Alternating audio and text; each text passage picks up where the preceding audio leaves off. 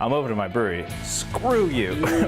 Ooh, that's This one's I'll not tell you. on tap. One of my, What- you know what? what- Oh, as much crush as possible. Much crush as possible. All of these beers tasted like a Band-Aid. Created by Kim Kardashian. We're all being had. There'll be deep threads of apathy throughout this entire experience.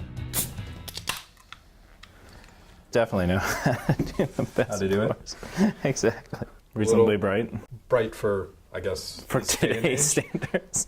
I mean, it's throwing pretty good haze. There was some Kolsch I had, and it was like, it came out just like hazy IPA, and I was like, I think you might have missed the mark on the whole Kolsch concept. Kolsch. Yeah, It wasn't the. and it was like totally the wrong New color England too. Kolsch. I mean, at this point, who knows? Yeah. There'll be deep threads of apathy throughout this entire experience.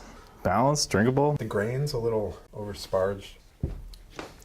Maybe a little of that husky tannin. I could drink a couple of these. Yeah, it's got the You know, complexity of nothing. You know, it's just a. it's about what I feel like this afternoon. You know, It's clean. maybe like a whisper of DMS in the front for this style, but that could also be my brains in like the lager territory, Yeah, and it's so I'm the like, oh, I'm gonna lagers. smell DMS. Yeah. Well, I'd say this. I think given the number of beers that are this light and this clean that I've had in the recent past that are actually have some glaring issue with, whether it's oxidation or sulfur or whatever. Maybe that's wheat. You think so? If you're looking at like a No, Bud Light or something, it's like crystal clear. Yeah. This definitely has a little bit of that haze. Or, you know, just some bobo just filled up the mash tun. They dumped a bunch of work. You know, to ground. Just straight drained it out. Yeah. Yeah.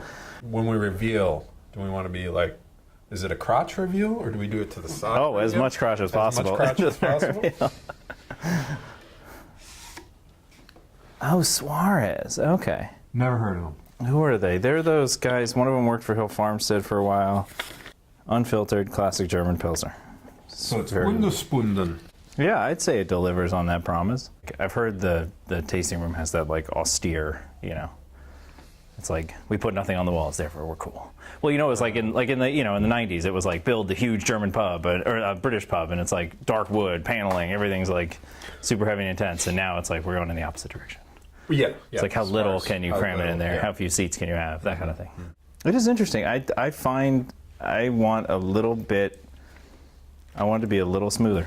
I do too. That punchy bitters, and I think it's like totally normal for a Pilsner to have that, but for me, I just want like, if you dial it back like 25%, it would be like super crushable. I mean, I think of like for unfiltered Pilsner, Yeah. you know, the kind of gold standard should be from Mahars, from Bamberg. That's true. Yeah. It'd be a bit cloudier than this, and it'd just be softer. Softer in, I don't know, body, malt, bitterness.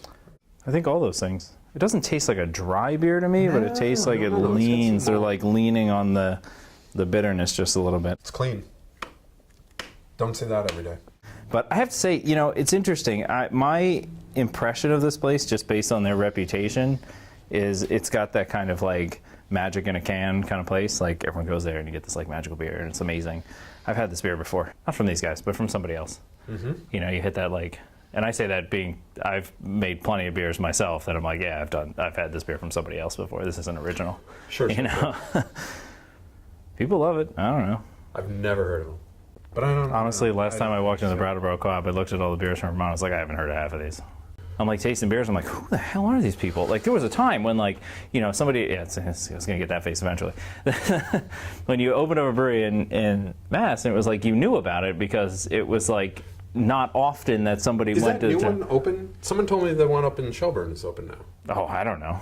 Oh, okay. Yeah, I've that's how Your guess is as good as mine. As long as, exactly what you said. Like, there's no fanfare. There's nothing. Also, like, did there was a time when you opened a brewery, you went and visited all the other breweries, and you said hi, and you made friends, and now it's like, I'm opening my brewery. Screw you. Right?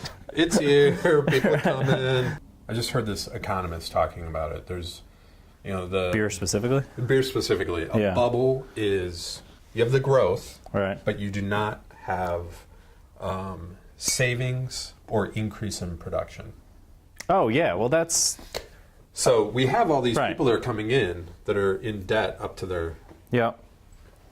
and there's no real increase in the market. But the other thing too is that it's kind of self-defeating at a certain point, right? The way I think about it is like when I look at us expanding, I say, okay, if we expand, what are we going to do? We have to just have somebody distribute it for us. We can't self-distribute. And then if we had more volume, we'd have to invest in more equipment. And so then that's going to need to lead to more volume. And so there's just like an endless volume curve that you have to get on. And I can't, it doesn't make sense to me to come up with something that's like, well, we've got a good retail thing going now and we've got great wholesale, so I'm not going to shake the tree. Right. Like in this market, walking around in Casey, it's like, it's bananas how much beer is there. It is floor to ceiling beer continuously. What do you call it? Like the dream is alive, but like the reality doesn't equal that anymore. Right. You know what I mean? Yeah. Like, oh yeah, you can do it. And like you read all this stuff and you're like, yeah, I can do it. Look at these people that did it. Yeah. And then you actually get into it, you're like, oh shit. It's really complicated and super expensive. And it's super expensive. Right.